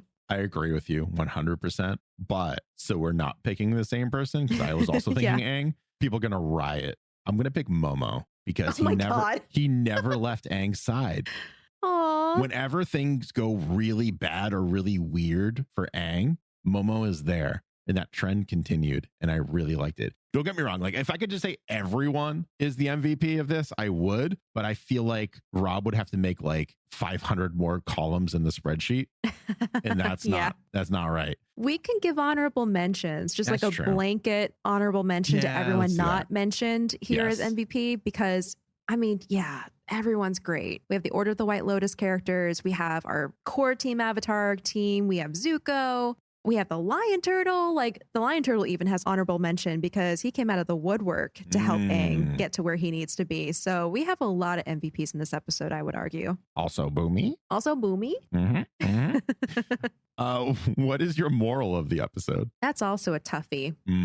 I think I'm going to have to build off of what the Lion Turtle said, though, that there's always light that can combat dark if you just look for it. Ooh, I like that.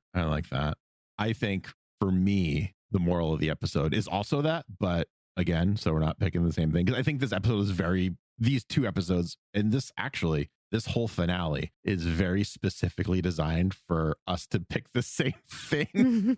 Yeah, it's very linear and like direct in what it's trying to get across. Right. But it like kind of like digging through the weeds a little bit, so to speak. I believe that the other moral of the episode is that it's never too late to ask for forgiveness in here. Ooh, yep. That's a great one. I really did enjoy seeing the end of Zuko's arc, and well, as close to the end as we're going to get before the actual finale. Yep. But really tying up those loose ends. Like if we never saw Zuko again from here, I personally would be okay. I know a lot of people wouldn't because he still has to face off against his sister and then you have to close that loop too. But this felt so final to me because for me, this was the relationship that I most cared about throughout the whole series. Yeah, it does have a satisfying conclusion type of feel to it. Yeah, we joke about like Katara and Aang being like the ship that we love and all that. And while that's true, the relationship that I think everyone's meant to care about the most is Iroh and Zuko. So I don't know, just totally hats off. Absolutely.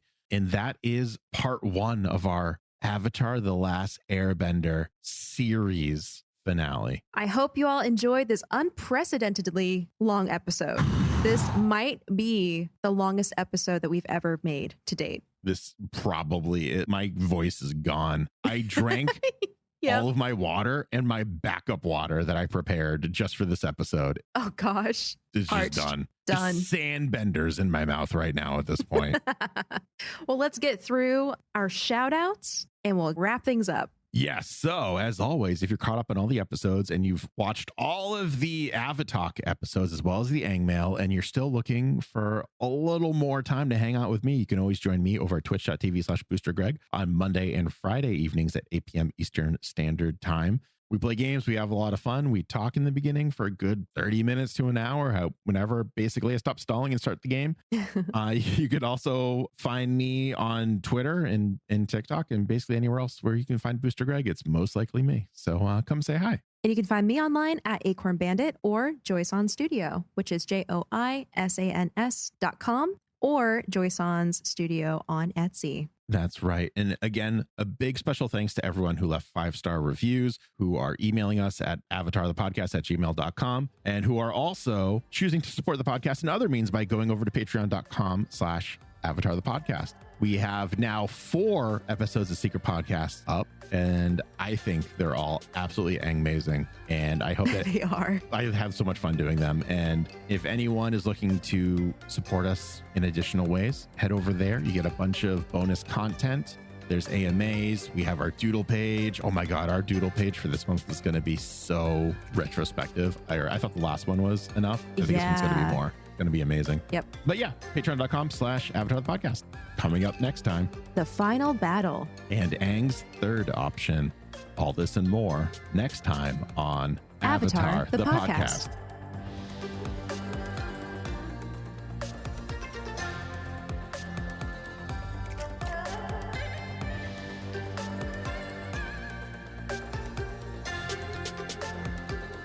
Avatar, the podcast, is a proud part of the Geek Generation Network. Remember to check out all of our podcasts at thegeekgeneration.com.